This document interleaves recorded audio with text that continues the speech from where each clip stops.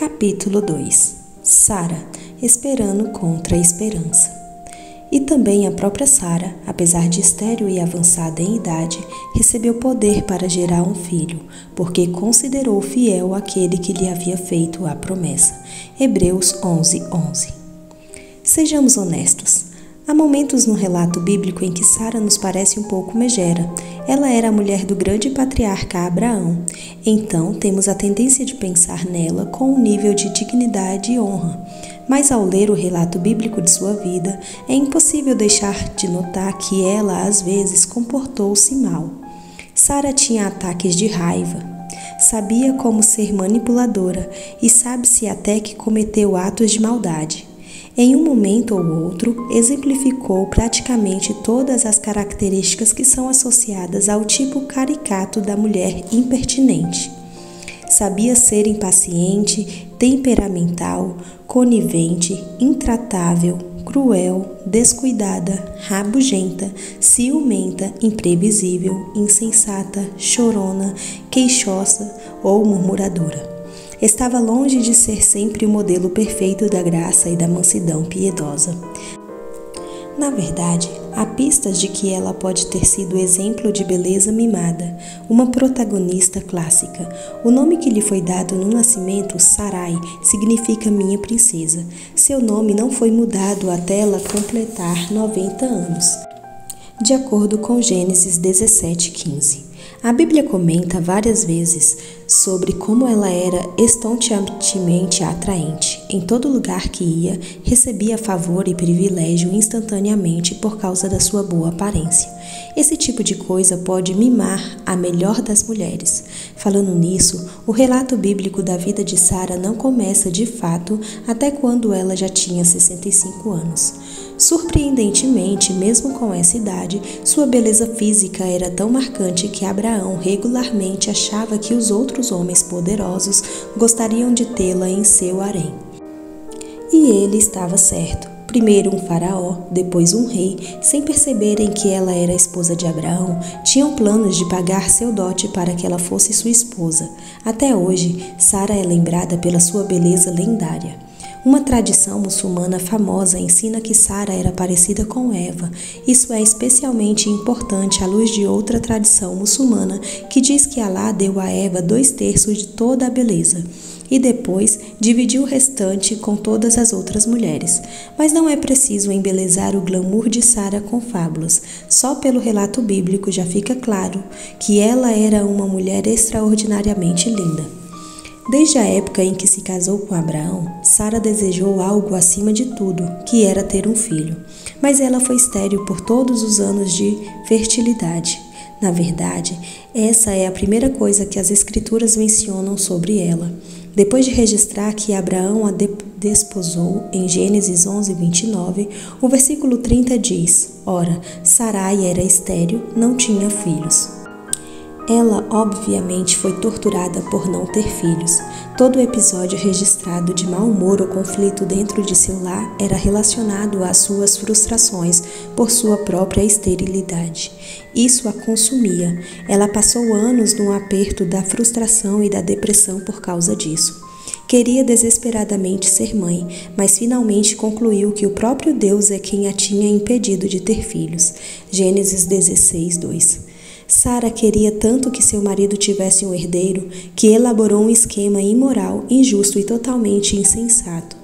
Ela precipitadamente convenceu a Abraão que se tornasse pai a partir de sua própria escrava doméstica. De forma previsível, as consequências desse plano tão carnal quase destruíram sua vida e parecia deixar uma cicatriz duradoura na sua personalidade. Sua amargura ferveu por 13 anos e ela finalmente convenceu Abraão a descartar a outra mulher junto com a criança que havia sido gerada a pedido dela. Os defeitos de Sara são suficientemente óbvios. Ela certamente era decaída, sua fé às vezes era fraca, seu próprio coração às vezes fazia-lhe perder o rumo. Essas fraquezas eram gritantes e inegáveis. Se tudo o que soubéssemos dela fosse isso, poderíamos ser tentados a retratá-la como uma mulher autoritária, incansavelmente egocêntrica e temperamental. Ela não era sempre o tipo de pessoa que naturalmente desperta simpatia e compreensão. Felizmente, Sara era muito mais do que isso. Ela tinha qualidades importantes, mesmo também tendo defeitos notórios. A Bíblia sempre a elogia por sua fé e firmeza. O apóstolo Pedro recorreu a ela como o modelo principal da maneira pelo qual toda mulher deve ser submissa à liderança de seu marido. Ainda que haja esses momentos terríveis de petulância e até mesmo de crueldade, lembremos-nos de que Sara era criatura cheia de conflitos e de carne e osso como nós. Sua vida em geral caracteriza-se pela humildade, mansidão, hospitalidade, fidelidade, afeto profundo pelo marido, amor sincero com relação a Deus e pela esperança que nunca morre. Exemplo de contrastes e contradições, Sara era, de fato, uma mulher extraordinária. Apesar de ter dado à luz somente um filho e de não ter sido mãe até bem depois da idade fértil normal, ela é a matriarca principal da história hebraica. Apesar de sua fidelidade perseverante ser um dos aspectos mais exemplares do seu caráter, o erro mais crasso de sua vida envolveu um ato de infidelidade enorme. Às vezes ela vacilou, mas no final perseverou contra os obstáculos incríveis. E a firmeza da sua fé se tornou a característica principal do seu legado. Na verdade, o Novo Testamento a consagra à galeria dos heróis da fé, porque considerou fiel aquele que lhe havia feito a promessa. Hebreus 11:11. O espetáculo completo da fé incrível de Sara se torna realmente evidente até o momento em que observamos os vários obstáculos aparentemente intransponíveis àquela fé. Sua criação em Ur dos Caldeus. Sara era meia-irmã de seu marido Abraão. Em Gênesis 20:12, Abraão descreve para o rei Abimeleque o parentesco com a sua mulher. Na verdade, ela é minha irmã, por parte de pai, mas não por parte de mãe, e veio a ser minha mulher. Terá era pai dos dois, e Sara era 10 anos mais nova que Abraão. Gênesis 17:17. Não se sabe o nome de nenhuma das mães deles. A propósito, esse tipo de relacionamento conjugal de meios irmãos não era considerado incestuoso na época de Abraão. O irmão de Abraão, Naor, casou-se com uma sobrinha, e tanto Isaque quanto Jacó se casaram com primas. Esses casamentos com parentes próximos estavam longe de serem comuns ou escandalosos na época dos patriarcas. Igualmente, nas épocas anteriores, estendendo-se até a criação. Obviamente, já que Adão e Eva eram os únicos homens que Deus criou de forma original, foi essencial no princípio que alguns descendentes de Adão se casassem com seus próprios irmãos. As Escrituras não fizeram restrição alguma contra casamentos consanguíneos, o matrimônio entre parentes próximos, até bem depois da época de Abraão. Sem dúvida, uma das principais razões de o Senhor ter proibido finalmente essa prática foi por causa do acúmulo de mutações na herança genética humana. Quando você começa com 2 pessoas geneticamente perfeitas, não há risco algum de defeitos hereditários. Foi bem aos poucos que surgiram os perigos associados à consanguinidade. Por isso, não houve proibição alguma contra o incesto até a época de Moisés. Levítico 18:6-18 e 20:17-21 proibiu categoricamente vários tipos de incesto, incluindo o casamento entre meios irmãos. Mas os patriarcas não devem ser avaliados por leis que só foram transmitidas depois de muitas gerações. Não era pecado para Abraão tomar Sara como esposa. As Escrituras não dizem praticamente nada sobre os anos iniciais de seu casamento. Na verdade, tudo o que sabemos sobre aquela época da vida deles era a verdade amarga que foi perpetuamente gravada na consciência da própria Sara. Ora, Sara era estéril, não tinha filhos. Gênesis 11:30. Essa afirmação resume tudo o que a Bíblia tem a dizer sobre os primeiros 65 anos da vida de Sara. Não é à toa que ela tinha momentos de frustrações e ressentimentos de vez em quando. Observe que o relato bíblico da vida de Abraão, de forma semelhante, não se inicia de fato, até ele completar 75 anos. Tudo o que sabemos é que eles nasceram e foram criados na Suméria, na Baixa Mesopotâmia, perto da confluência dos rios Tigre e Eufrates. Essa região fica próxima da cabeceira do Golfo Pérsico, que constituiu parte do Iraque atual. A cidade natal de Abraão era um centro urbano conhecido como Ur dos Caldeus. Ur era o centro de uma cultura pagã sofisticada. Sara e Abraão certamente moraram lá durante o apogeu do seu poder e riqueza. O governo da cidade era uma teocracia supersticiosa supostamente sob a autoridade do deus Lua babilônico. Essa era a mesma cultura que construiu os famosos zigurates, torres escandalonadas sobre as quais eram erigidos os templos pagãos. Abraão pode ter tido algum conhecimento sobre o Deus verdadeiro transmitido por meio de seus antepassados. Afinal de contas, ele era somente da 9ª geração depois de Sem, filho de Noé, mas por ter crescido em uma cultura pagã, ele mesmo tinha sido pagão até que o Senhor o mandou sair de Ur. Josué 24:2. É óbvio que as culturas mundiais do tempo de Abraão eram altamente paganizadas. Mesmo antes do episódio da Torre de Babel, o amor pela verdade estava realmente em queda livre por muitas gerações. Na época em que Abraão entra em cena, a adoração idólatra dominava completamente todas as culturas mundiais. Entretanto, ainda havia um remanescente disperso de verdadeiros crentes. É totalmente provável que houvesse famílias fiéis espalhadas em meio à população que ainda conheciam e adoravam a Yahvé, tendo mantido sua fé através das gerações desde a época de Noé. Por exemplo, a julgar pelos detalhes trazidos pelo livro de Jó, incluindo a duração de sua vida, ele era praticamente um contemporâneo de Abraão.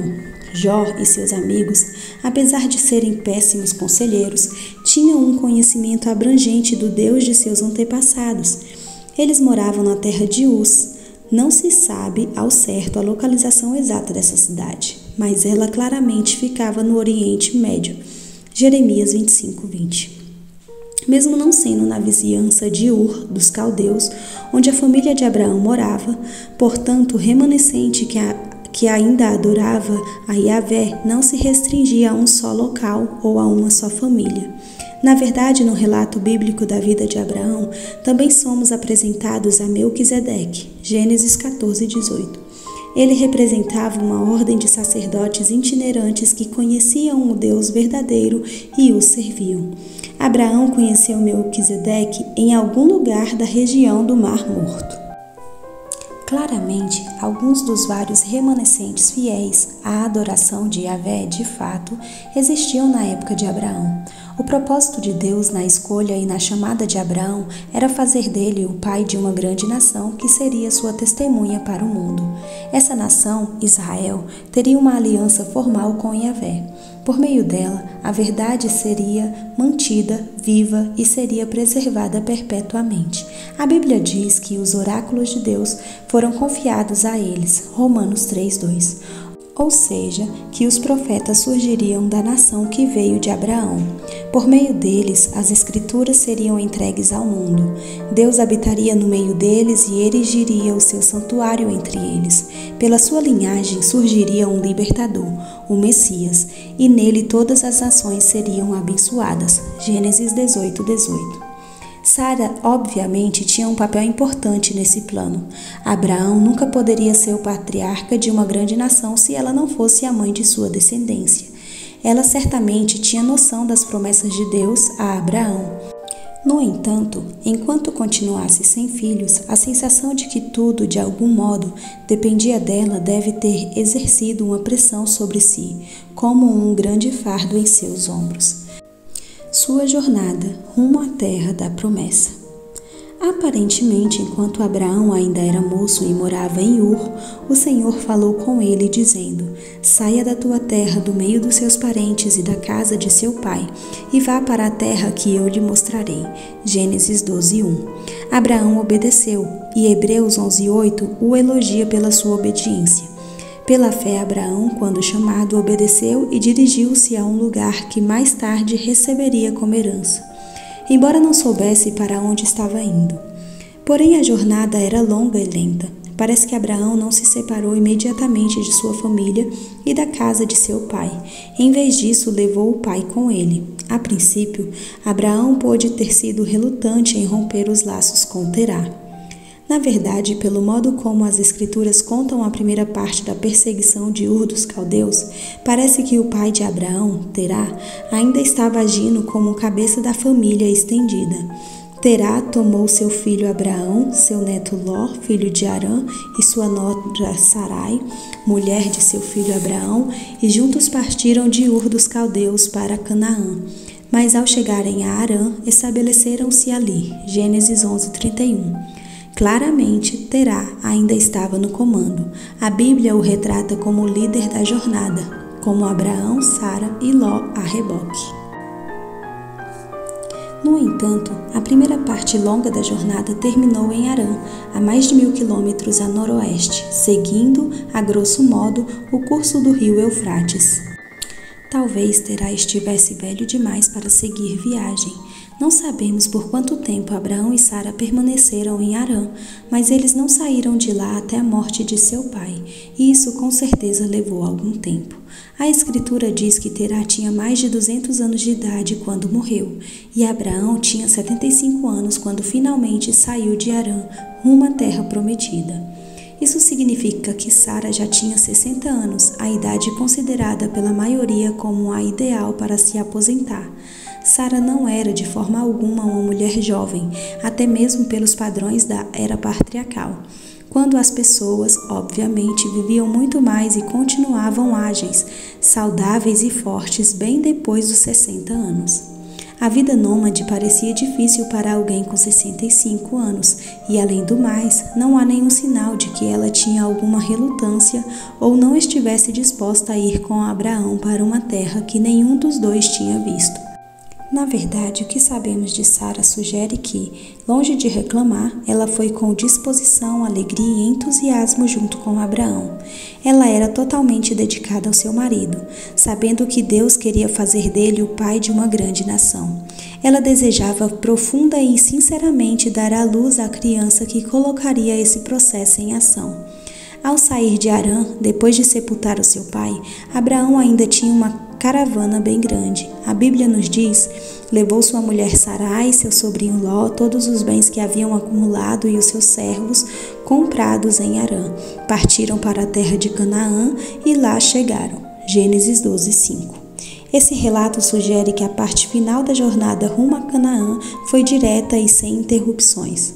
Ela consistiu em um pouco mais de 560 quilômetros a pé, fazendo a jornada desde Ur totalizar mais de 1.600 quilômetros, com uma grande caravana deslocando-se 13 a 16 quilômetros em um dia típico. A viagem de Harã para Canaã teria levado somente de 6 a 7 semanas. Abraão não parece ter parado até chegar a Betel, uma área fértil com fontes abundantes. O primeiro feito de Abraão ao chegar lá foi construir um altar de pedra. Naquela época, o Senhor também apareceu a Abraão. Ele ampliou suas promessas originais a ele nesse momento, acrescentando que daria toda a terra circunvizinha aos seus descendentes. Apesar de Abraão e Sara continuarem nômades e ociosos pelo restante dos seus dias, esse lugar e o seu altar permaneceram como a âncora deles. Esse também era o mesmo lugar onde o neto de Abraão, Jacó, teria um encontro com Yahvé e teria aquele sonho famoso sobre uma escada que chegava ao céu. No entanto, as circunstâncias rapidamente forçaram Abraão a continuar a viagem rumo ao sul. Houve fome naquela terra e Abraão desceu ao Egito para ali viver algum tempo, pois a fome era rigorosa. Gênesis 12:10. Foi naquele lugar que pela primeira vez Abraão tentou apresentar Sara como sua irmã. Ele fez isso por medo de que, se Faraó soubesse que ela era sua esposa, ele poderia matá-lo para desposar Sara. A grande fé de Abraão vacilou de alguma forma nesse momento. Ele sucumbiu ao medo dos homens. Se tão somente tivesse confiado, Deus teria protegido Sara, como de qualquer modo ele acabou fazendo. Porém, as Escrituras dizem que antes mesmo de eles entrarem no Egito, Abraão conversou com Sara sobre os perigos que esse lugar apresentava para um homem com uma mulher bonita.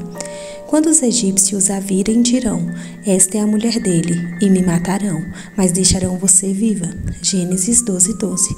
E assim, diante da sugestão de Abraão, ela concordou se apresentar como sua irmã. Verso 13. A motivação de Abraão era egoísta e covarde, e o esquema refletia uma fraqueza séria na sua fé.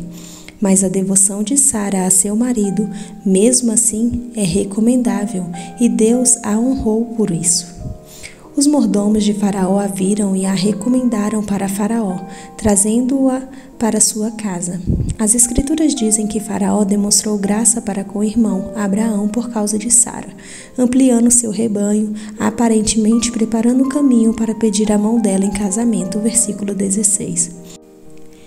Enquanto isso, pela providência de Deus, Faraó não a violou. Verso 19. Para garantir que ele não fizesse isso, o Senhor perturbou a casa de Faraó com grandes pragas.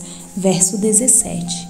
De algum modo, Faraó descobriu a razão das pragas e ele confrontou Abraão com seu engano, expulsando o patriarca e a sua esposa do Egito. Gênesis 12, 19-20. Mesmo assim, Faraó, preocupado com coisas mais urgentes, não fez nenhum mal aos dois.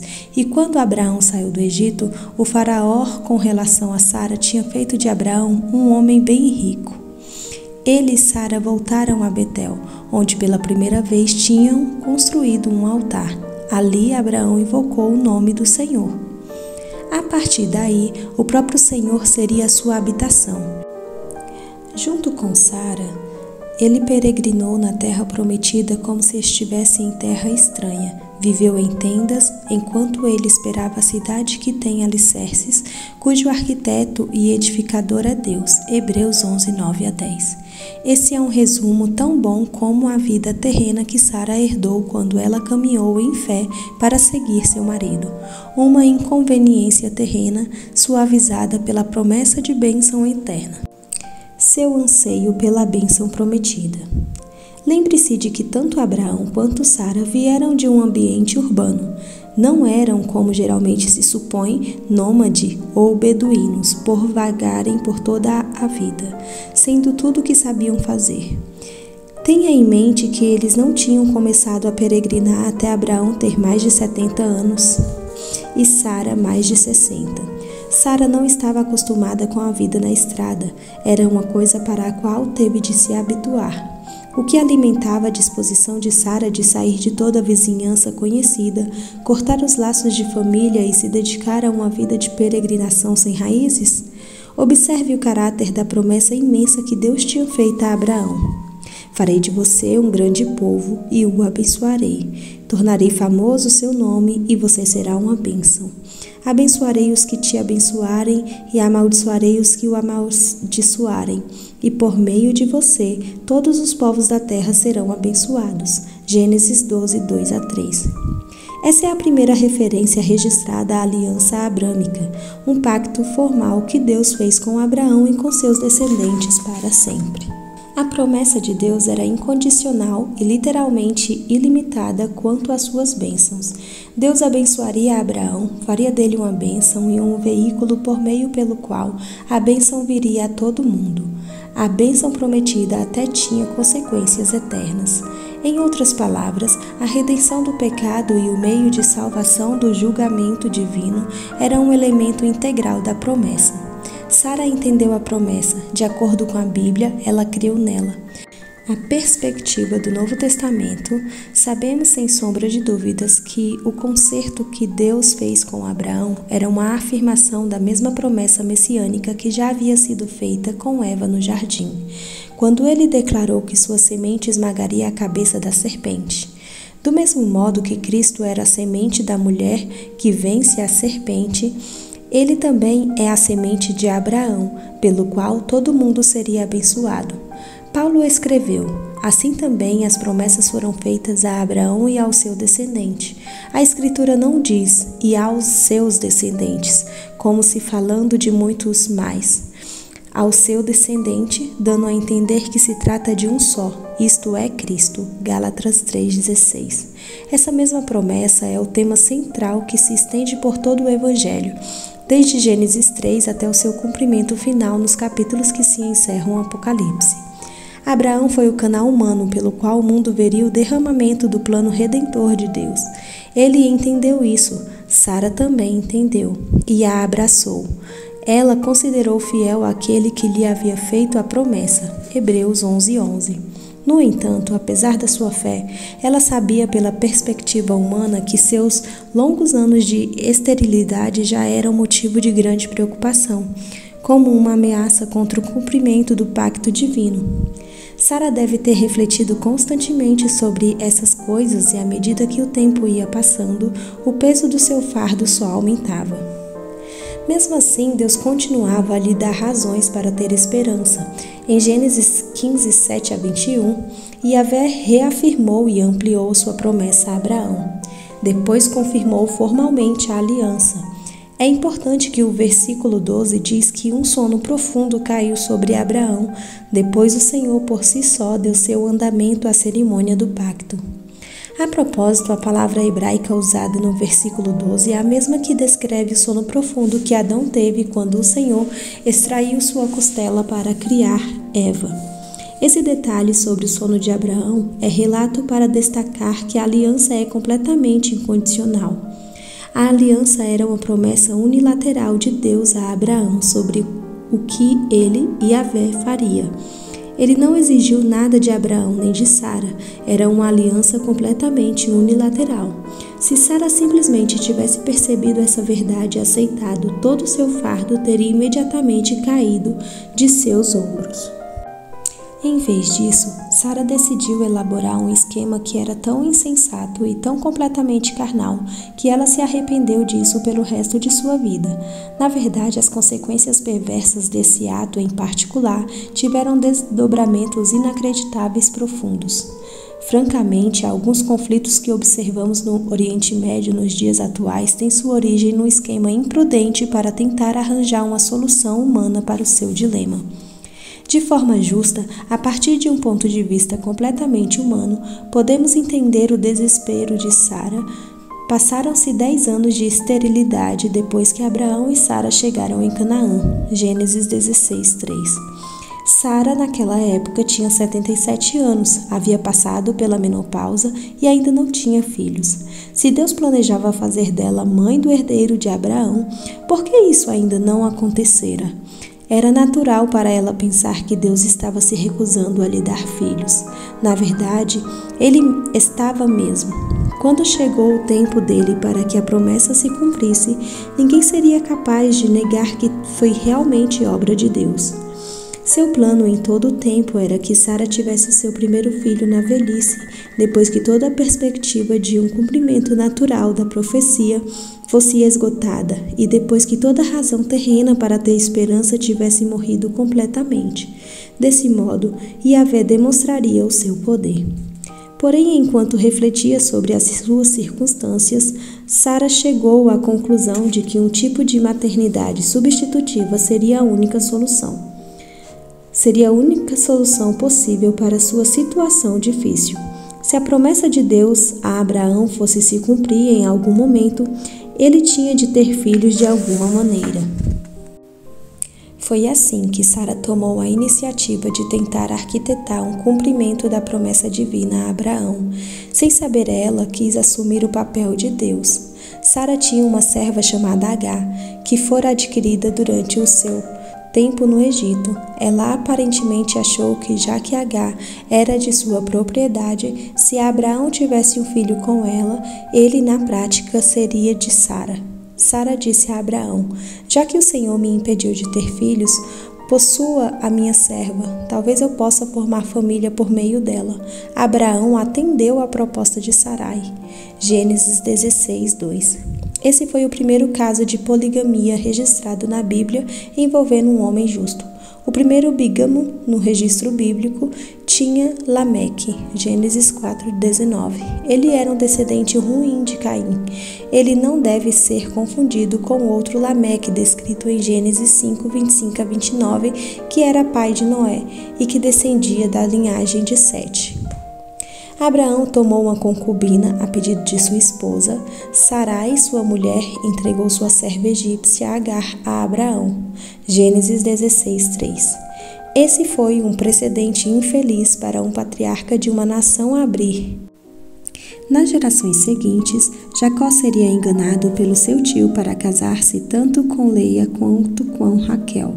Davi teria concubinas e Salomão levaria a poligamia a um exemplo quase inacreditável, mantendo um harém com mais de 1000 mulheres.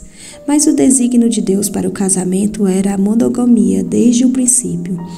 O homem deixará pai e mãe e se unirá à sua mulher, e os dois se tornarão uma só carne. Paulo, de modo semelhante, explicou claramente qual é o ideal de Deus para o casamento. Cada um deve ter sua esposa e cada mulher o seu próprio marido. 1 Coríntios 7:2. A desobediência a esse padrão sempre levou a péssima consequência. O coração polígamo de Davi o levou ao pecado com Betseba.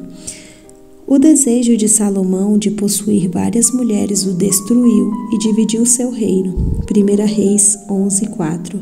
Nada de bom veio de qualquer violação do princípio da monogamia, de uma só carne. A união de Abraão com Agar não foi diferente. Logo que Agar ficou grávida, Sara descobriu que isso tinha sido um grave engano. De uma hora para outra, sua serva tornou-se arrogante e briguenta. Quando Agar se viu grávida, começou a olhar com desprezo para sua senhora. Gênesis 16:4. Nessa passagem, então, vemos o primeiro surto de Sara. Caia sobre você a afronta que venho sofrendo. Coloquei minha serva em seus braços e agora que ela sabe que engravidou, despreza-me. Que o Senhor seja o juiz entre mim e você. Gênesis 16:5. É verdade que Sara estava sendo ridícula. Todo esse plano sórdido foi, afinal de contas, sua grande ideia. Sim, como cabeça espiritual do lar, Abraão deveria ter rejeitado o plano de Sara na hora, mas mesmo assim, não é muito justo colocar toda a culpa nele. Por outro lado, essa crise de Sara foi provocada por Agar de propósito. O seu tratamento desrespeitoso a Sara era completamente indesculpável. Sem sombra de dúvidas, Agar sabia muito bem sobre a tristeza extrema que ela tinha por causa de sua esterilidade. Naquele momento, ela estava colocando sal na ferida de Sara de propósito, já que Agar era a serva e Sara estava no comando. Esse foi o tipo mais descarado de desaforo proposital. Uma parte do livro de Provérbios lida exatamente com essa situação.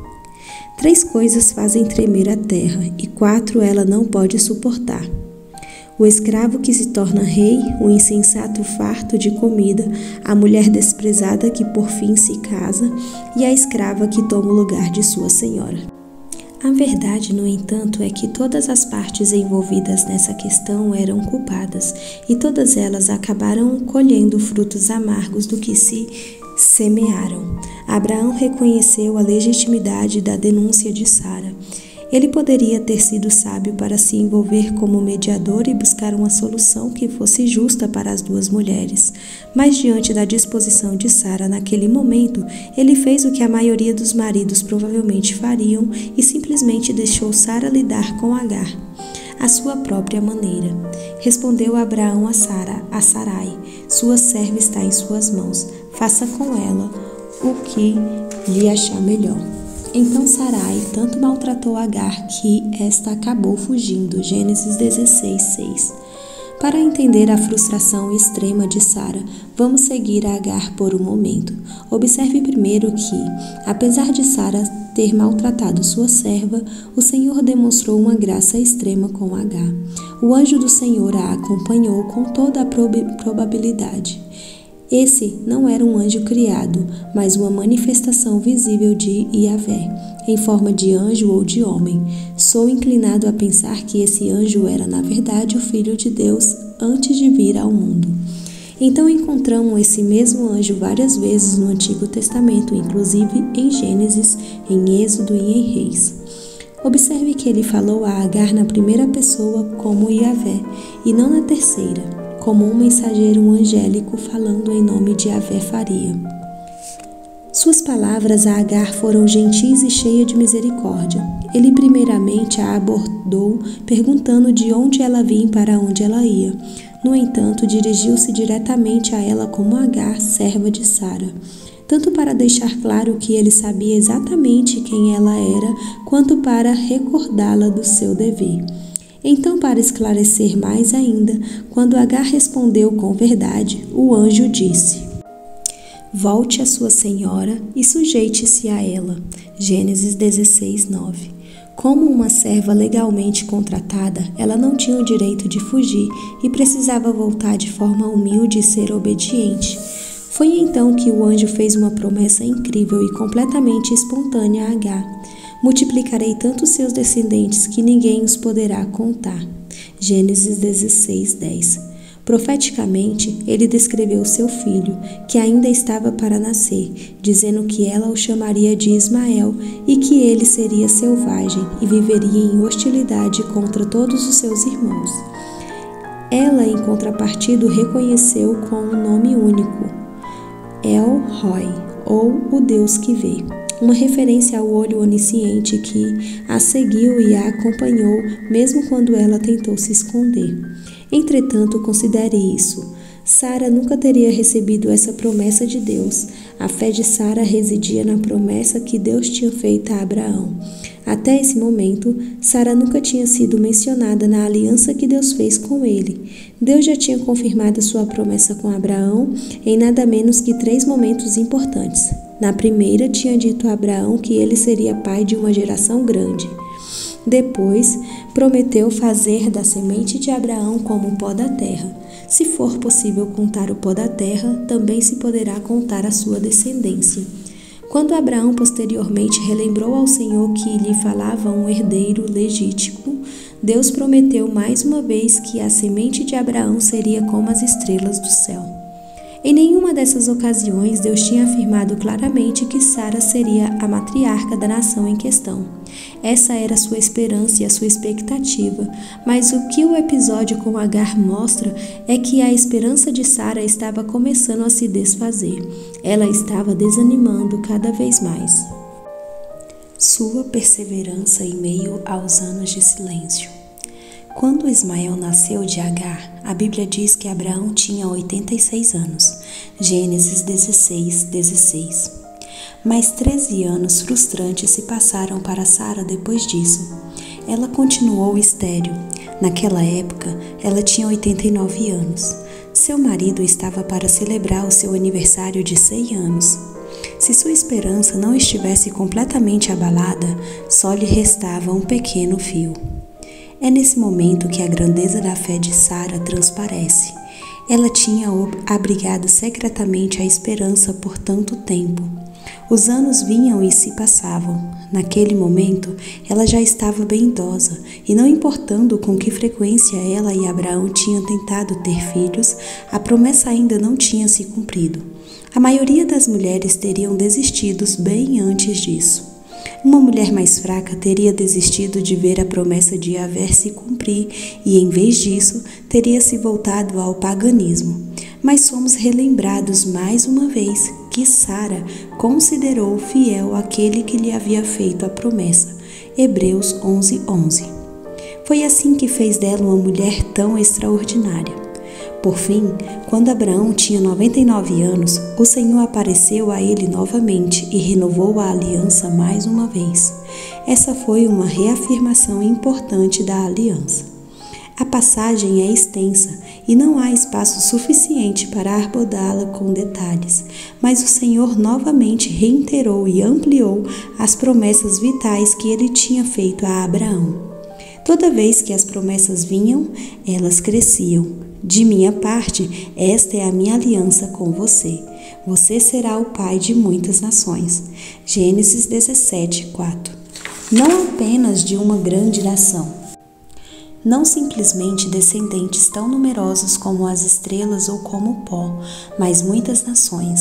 Para esse homem idoso que tinha conseguido ser pai de apenas um filho e por meios não muito honrosos, Deus disse: eu o tornei extremamente prolífero. De você farei nações e de você procederão reis. 17:6. Também foi nesse momento que Deus deu a Abraão o seu nome, mudando o seu nome de nascimento a Abrão, 17:5, que significa pai exaltado, para Abraão, que significa pai de muitas nações. O Senhor também ampliou formalmente a aliança abrâmica pelas gerações, transformando toda a terra de Canaã numa propriedade perpétua para a descendência de Abraão para sempre. 17:7-8.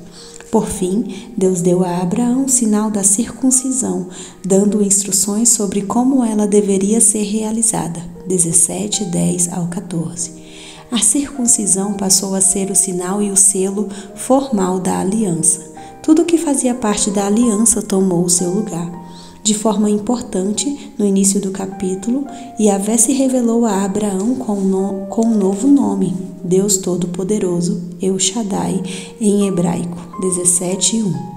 O nome destacava de propósito a onipotência de Deus. Depois de ouvir essas promessas tantas vezes, Abraão deveria estar pensando se ele chegaria a ver o filho que personificava o cumprimento das promessas. O nome era um lembrete sutil para Abraão de que nada era difícil demais para Deus. Tendo dito tudo isso, o Senhor mudou o assunto para Sara. Registra-se pela primeira vez que ele associa o nome de Sara às promessas da aliança. Disse também Deus a Abraão: de agora em diante sua mulher já não se chamará Sarai, minha princesa. Seu nome será Sara, princesa. Eu a abençoarei, também por meio dela darei a você um filho. Sim, eu a abençoarei e dela procederão nações e reis de povos. 17:15-16. Ao tirar o pronome possessivo, minha, o Senhor estava tirando o aspecto restritivo de seu nome, já que ela era a antepassada de muitas nações. Não há indicação de que Sara estivesse presente para ouvir isso. O contexto sugere que não temos certeza de que ela tenha ouvido falar sobre isso de Abraão na primeira oportunidade que teve. Observe a sua reação. Abraão prostrou-se, rosto em terra, riu-se e disse a si mesmo: poderá um homem de 100 anos de idade gerar filhos? Poderá Sara dar à luz aos 90 anos? 17:17. Havia tanto alívio e felicidade no riso quanto incredulidade. Com certeza podemos entender o espanto de Abraão, talvez até tingido com um grau de incerteza, mas não confunda isso com dúvida. Em Romanos 4:20-21, o apóstolo Paulo, falando desse momento em particular, diz que Abraão não duvidou nem foi incrédulo em relação à promessa de Deus, mas foi fortalecido em sua fé e deu glória a Deus, estando plenamente convencido de que ele era poderoso para cumprir o que havia prometido. Abraão também suplicou a Deus para que não ignorasse a Ismael, que naquela época tinha 13 anos e que sem dúvida era amado por seu pai. E Abraão disse a Deus: permite que Israel seja o meu herdeiro. Gênesis 17:18. O Senhor imediatamente reafirmou sua promessa referente a Sara. Na verdade, Sara, sua mulher, lhe dará um filho, e você lhe chamará Isaque. Com ele estabelecerei a minha aliança, que será a aliança eterna para os seus futuros descendentes. Versos 19. O filho de Sara, não de Agar, seria o filho no qual as promessas da aliança teriam seu cumprimento. Gálatas 4:22-28. O Senhor ainda tinha algo a dizer. E no caso de Ismael, levarei em conta o seu pedido, também o abençoarei. Eu o farei prolífero e multiplicarei muito a sua descendência. Ele será pai de 12 príncipes e dele farei um grande povo. Mas a minha aliança eu a estabelecerei com Isaque, filho que Sara lhe dará no ano que vem, por esta época. Gênesis 17:20-21. Pela primeira vez, esse momento havia uma promessa, como uma data fixa, garantindo a Sara o seu lugar na aliança. Com isso, o diálogo terminou e a Bíblia diz simplesmente que ele subiu e retirou-se da presença de Abraão. Versículo 22. Abraão deve ter encontrado Sara rapidamente e relatado a ela tudo o que o Senhor disse. Qualquer que tenha sido a reação dela, ela, com certeza, entendeu que Abraão creu na promessa, porque ele imediatamente foi circuncidado e fez com que todos em sua casa fossem também circuncidados, tanto os nascidos em casa como os comprados de estrangeiros. Versos 23 ao 27. Sua alegria diante do cumprimento da promessa. Na vez seguinte que o Senhor apareceu a Abraão, um dos seus propósitos claros foi de renovar a promessa com relação a Sara, de modo que ela pudesse escutar com seus próprios ouvidos. A passagem de Gênesis 18 descreve como o Senhor visitou Abraão com 2 anjos. Abraão os viu de longe e, talvez antes de perceberem que eles eram, pediu imediatamente a Sara que começasse a preparar uma refeição para eles. Ele prometeu-lhes um pouco d'água e um pedaço de pão, mas ele realmente mandou matar um bezerro e lhes deu uma festa. Gênesis 18, 4 a 8. A disposição de Sara para receber os convidados de forma tão cuidadosa com tão pouca antecedência é uma das marcas da sua submissão a Abraão mencionada pelo apóstolo Pedro, quando indicou Sara como um modelo para as esposas. Pedro escreveu: pois era assim que também costumava adornar-se as santas mulheres do passado, que colocavam a sua esperança em Deus. Elas se sujeitavam a seus maridos como Sara, que obedecia a Abraão e lhe chamava Senhor. 1 Pedro 3, 5 ao 6. Esse é justamente o exemplo a que Pedro se referia. Na verdade, enquanto Sara geralmente é retratada como sendo submissa a Abraão, em Gênesis 18, 12 temos a única passagem no Antigo Testamento onde ela se dirigiu a ele como meu Senhor. Enquanto eles estavam fazendo sua refeição, os homens perguntaram: onde está Sara, sua mulher? Gênesis 18, 9. Ali na tenda, Abraão respondeu, confirmando que ele sabia que ela poderia ouvir o que eles conversavam. A Bíblia descreve os detalhes da conversa que se seguiu. Então disse o Senhor: voltarei a você na primavera e Sara, sua mulher, terá um filho. Sara escutava a entrada da tenda atrás dele. Abraão e Sara já eram velhos, de idade bem avançada, e Sara já tinha passado da idade de ter filhos. Por isso riu consigo mesma, quando pensou: depois de já estar velha e meu senhor já idoso, ainda terei esse prazer? Mas o Senhor disse a Abraão: por que Sara riu e disse: poderei realmente dar à luz agora que sou idosa? Existe alguma coisa impossível para o Senhor? Na primavera voltarei a você e Sara terá um filho. Sara teve medo e por isso mentiu. Eu não ri, mas ele disse: não negue, você riu. Gênesis 18, 10 ao 15.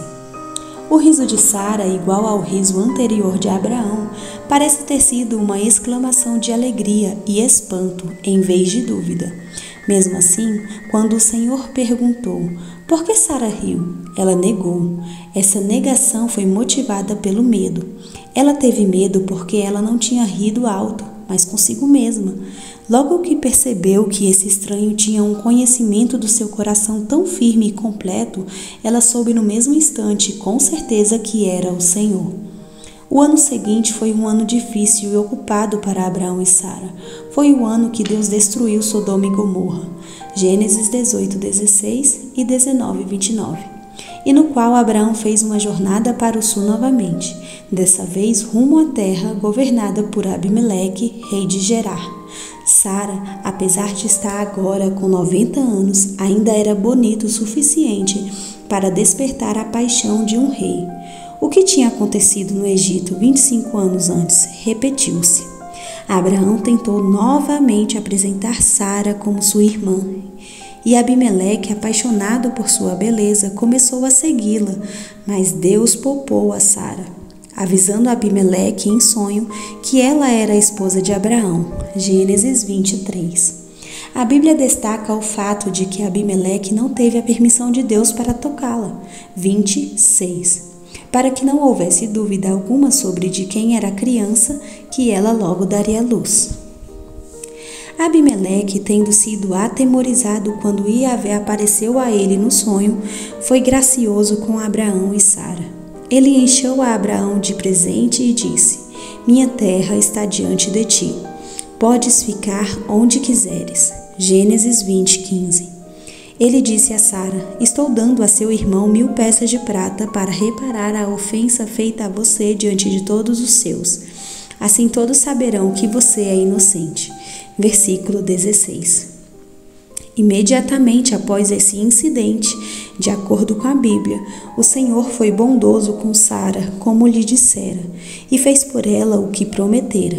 Sara engravidou e deu um filho a Abraão em sua velhice, e na época fixada por Deus em sua promessa, 21:1-2. Sara o chamou de Isaque, que significa riso, e Sara disse: Deus me encheu de riso, e todos os que souberem disso rirão comigo. 21:6. Foi assim que ela confessou a risada que tinha tentado negar anteriormente. Passamos a ter uma ideia melhor do caráter real de Sara pelo fato de que ela enxergou um humor verdadeiro no modo pelo qual Deus a tratou. Quem diria a Abraão que Sara amamentaria filhos? Contudo, eu lhe dei um filho em sua velhice. Verso 7. Apesar de suas explosões de vez em quando e suas dificuldades com desânimo, Sara continuou uma mulher essencialmente bem-humorada. Depois daqueles longos anos de frustração, ela ainda podia apreciar a ironia e se divertir com a comédia de ser mãe com uma idade tão avançada. A ambição de sua vida tinha se realizado e a lembrança dos anos de decepção amarga rapidamente desapareceu de vista. Deus realmente tinha sido fiel. Sua dureza no tratamento com Ismael. Sara desempenha um papel importante em mais um episódio relatado nas Escrituras. Isaque finalmente tinha sido desmamado. E a partir do que sabemos de sua cultura, ele seria uma criança bem pequena, provavelmente de 2 ou 3 anos de idade. A Bíblia diz: no dia em que Isaque foi desmamado, Abraão deu uma grande festa. Gênesis 21:8. Era tempo de celebração, mas algo aconteceu que foi a gota d'água para Sara em sua grande dificuldade de aceitar Agar como concubina de Abraão. Ela viu Ismael rindo de Isaque. Verso 9. A Bíblia não diz o motivo pelo qual Ismael ria. Provavelmente tenha sido por alguma razão tola ou infantil. Como todo pai pode confirmar, esse comportamento não está muito fora do normal para um filho com a idade de Ismael. Ele provavelmente não tinha mais de 14 anos na época, acabando de sair da infância para a juventude, com idade suficiente para ser responsável pelo seu próprio comportamento, mas com pouca idade para ser sábio. No entanto, isso foi mais do que Sara podia suportar. Ela disse imediatamente: livre-se daquela escrava e do seu filho, porque ele jamais será herdeiro com o meu filho Isaque. Verso 10. Para Abraão, toda a alegria da festa instantaneamente acabou. Ismael era, afinal de contas, seu filho primogênito. Ele o amava sinceramente. Lembre-se do apelo anterior de Abraão diante de Deus: permita a Ismael que seja o meu herdeiro. Gênesis 17:18. Será que Sara foi realmente dura demais? Na verdade, ela não foi. Praticamente qualquer mulher forçada a dividir seu marido com uma concubina reagiria a uma situação como essa da mesma forma que Sara reagiu. Ela era a verdadeira esposa de Abraão.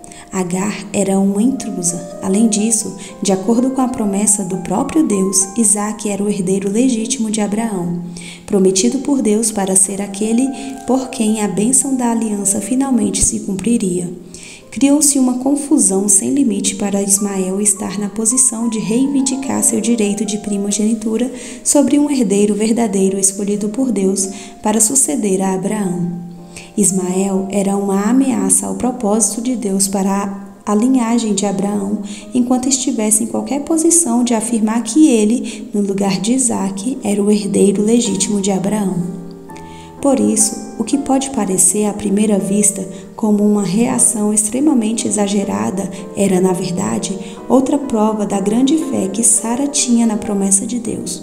O próprio Deus confirmou a sabedoria do seu pedido, mas Deus lhe disse: não se perturbe por causa do menino e da escrava. Atenda a tudo o que Sara lhe pedir, porque será por meio de Isaque que a sua descendência há de ser considerada.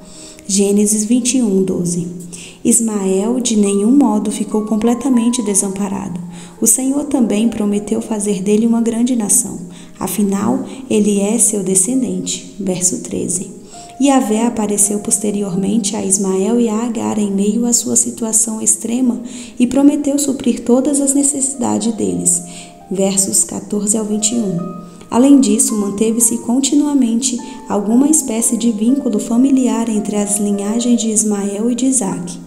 Porque quando Abraão morreu, os dois filhos, trabalhando juntos, sepultaram o seu pai ao lado de Sara. Gênesis 25, 9 a 10. O apóstolo Paulo usa a expulsão de Agar como um tipo de conflito entre a lei e a graça. Ele chama isso de ilustração. Gálatas 4, 24. Mas não devemos achar que ele esteja negando os fatos históricos do relato de Gênesis. Na verdade, ele está tratando o episódio como uma tipologia, ou melhor ainda, uma lição de vida. Agar, a serva, representa a escravidão do legalismo, o cativeiro de tentar obter graça para com Deus por meio das obras. Sara, a esposa fiel, representa a liberdade perfeita da graça. Paulo estava lembrando os cristãos, Gálatas, que vocês, irmãos, são filhos da promessa como Isaque. Versos 28. Salvos pela graça e não esperando inutilmente ser salvo pelas obras. Naquele tempo, o filho nascido de modo natural perseguia o filho nascido segundo o Espírito. O mesmo acontece agora. Verso 29. Do mesmo modo que Ismael perseguiu Isaque, os falsos mestres perseguiam os cristãos verdadeiros. Qual foi a conclusão de Paulo? Mande embora a escrava e o seu filho, porque o filho da escrava jamais será herdeiro como o filho da livre. Versos 30. Mesmo parecendo ser tão dura, havia um princípio importante, necessário e positivo na expulsão de Agar e Ismael. Ela simbolizava a verdade importante que o tipo de religião que depende do esforço humano, simbolizado pelo esquema carnal que concedeu Ismael como um cumprimento artificial da promessa de Deus, é completamente incompatível com a graça divina, simbolizada por Isaque, o herdeiro legítimo da promessa de Deus. E os dois são tão hostis um com o outro que eles nem podem permanecer muito próximos. Sua felicidade nos últimos anos. Depois de Agar ser expulsa, Sara voltou a uma vida saudável e monogâmica com seu marido amado e seu filho Isaque, que era um lembrete perpétuo tanto para Sara quanto para Abraão da grande fidelidade de Deus. Até onde sabemos, o restante dos seus anos foi vivido com alegria e paz. Sara nem mesmo aparece no relato bíblico do quase sacrifício de Isaque. Todos esses acontecimentos tinham um propósito único de testar a fé de Abraão. Sara parece ter sido colocada totalmente fora disso até que tudo acabou. Isso aconteceu na terra de Moriá, Gênesis 22, 2.